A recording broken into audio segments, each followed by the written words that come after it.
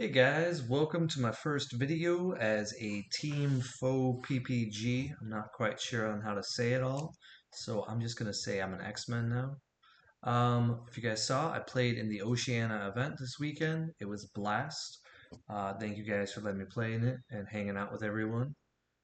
This is my Majin Vegeta list that I ran for it. It was very simple, very similar to what I ran for the Invitational, but I switched out a few cards. They let me know that they do not have tournament promos yet in Australia readily available, so I cut those from my list. And then because I knew that this environment had a lot more stall, you'll see a few different cards were added to play around, so that way there was no games where I necessarily automatically lost. So we'll just dive into it. If you guys saw, Majin Vegeta is the leader. The reason why I run this leader is in a Go Tanks environment. He's a very easy way to win on turn 3. Every single turn, you're guaranteed pretty much to deal at least one double strike damage. And then on turns 2 and 3, you can easily get in 4 damage, which is all you need. It's why I really like this deck. It's why I'd recommend if you're a player who's aggressive, just stick with it until we get the draft box cards, and then we'll see if we get any support for it. The only thing I added in this deck that's a big difference is you'll see in this list, I ran Son Goku Power of Legend right here. It was a very cool card. It was very fun to use, and I wanted it so I had more targets for Belmont.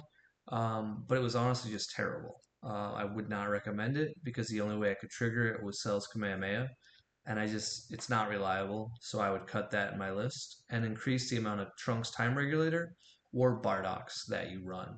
I missed not always having a Bardock on turn 2, and the really nice part is, due to Majin Quickening, if you have Overwhelm in the deck, you can easily Overwhelm at least 5 cards on that turn without using anything from your hand.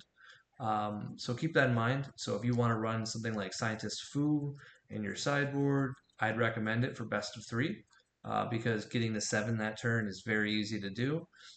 If there was anything in this game that had something insane in the future, like a 12 or 13, that was really good to play in early turns, this deck will be something to remember. If you see here on the list, I ran one Agent of Destruction Hatch. He's just there to minimize how many cards I actually have to play of Majin Quickening. I play this card to get out my Babidi Evil Mastermind, Mind Snatcher, sorry. And then as a result, Babidi will get the Majin Quickening. This puts a card into my graveyard, so it helps with Overwhelm. It puts a 5k on the board, helps with the comboing of the double strike, and it sets up my huge combo, which is how you win, making it just a very solid playstyle. I like it. I think it's the reason why this deck is my favorite. It's just because it's very easy to do. Because when you look at the amount of pieces you have for Majin Quickening, you have 8. If you have a 6-card mulligan, you're effectively looking at 12 cards to find one of 8. Not too hard to do. And I think only with this new list, I think only one game in the event did I miss, which was a little bit harder. I wasn't able to kill him on 2 as a result. But I still went 5-1. It was a blast. I lost to my old Brawly Surge list. Guy played it very well, and he just got outvalue for me. So it was fun. I enjoyed it. Looking down the list, I ran Dodaria for this one, or however to say it, the Cold Blooded. He's just a generic double strike who costs 1.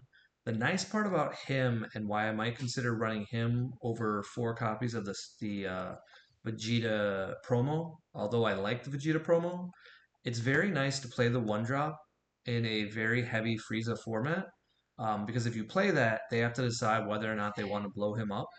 And if they don't blow him up, you can obviously attack, and you're not losing out on anything. Frequently, when I would play Vegeta, I think during the Invitational it was, or it was the next day, I'm not sure, people would blow it up after you play it, so it costs you a life and an energy, and it doesn't feel good unless you needed that energy anyway to take a life. The super combo is still Great Saiyaman. I think this is a better Paragus. Several cards in this game go off of the bottom of your deck. Obviously, Paragus does not require you to have the same color, but this is very solid, and the fact that it combos with the Vegeta, Paying one for a 30k who can attack twice potentially if they bother to play a negate is very good. One of my games, I went for the kill on two, and my opponent had a Dimension Magic in hand and several other cards. And my first attack was, I forgot what it was, but whatever it was, I quickly awakened.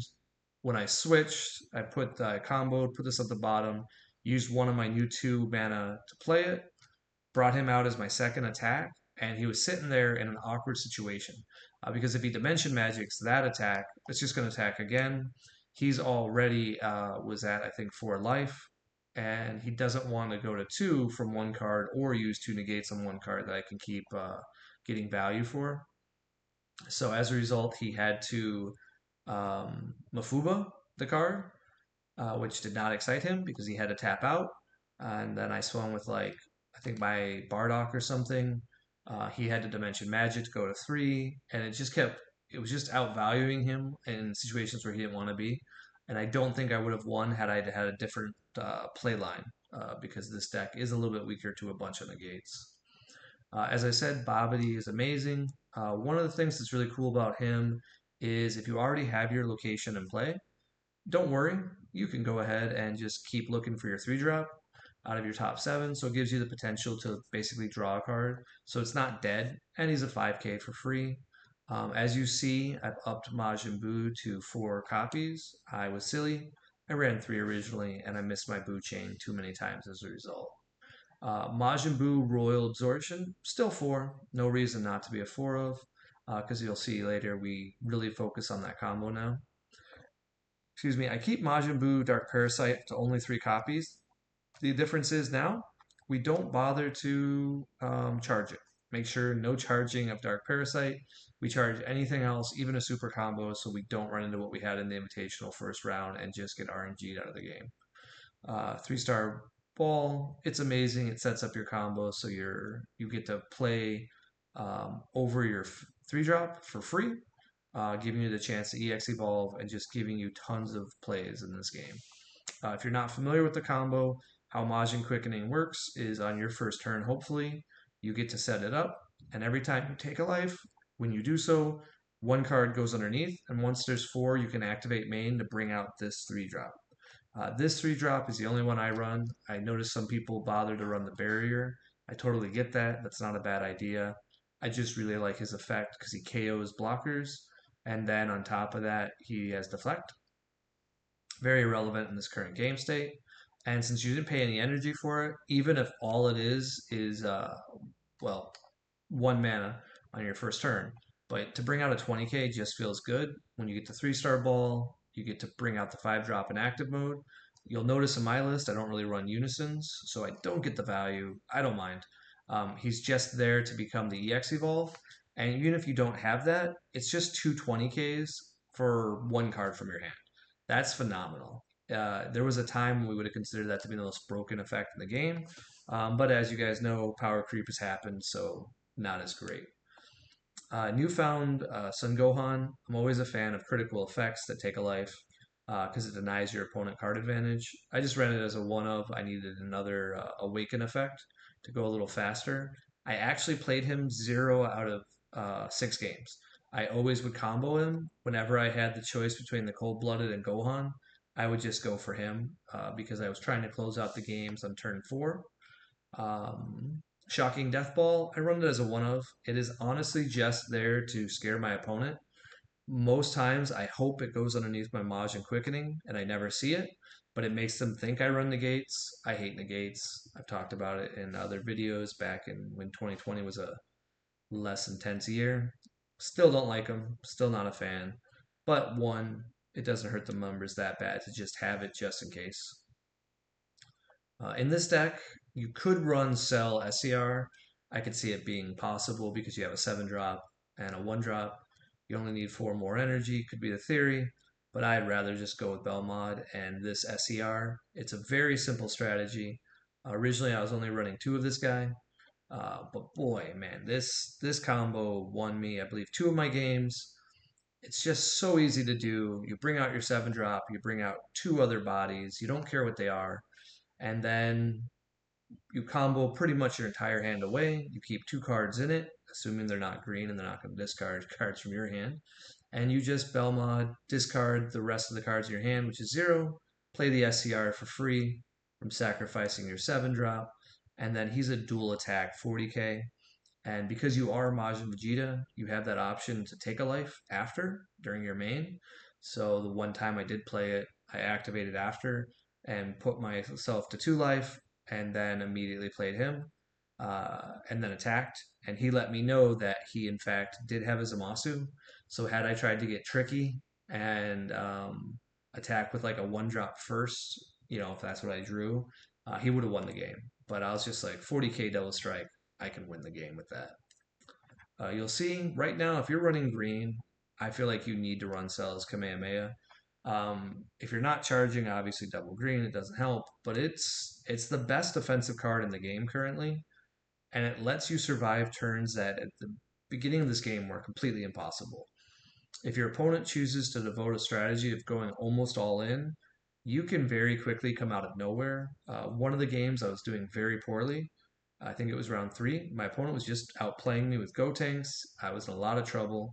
I was already at 2 life, and so I waited till he comboed a little bit off of a double striker. He didn't go all the way in as much as I wanted him to, but I just blew 2 copies of Cells Kamehameha, discarded his other 2 cards in hand, leaving him, I think, with only 1, and then I was able to crack back and kill him.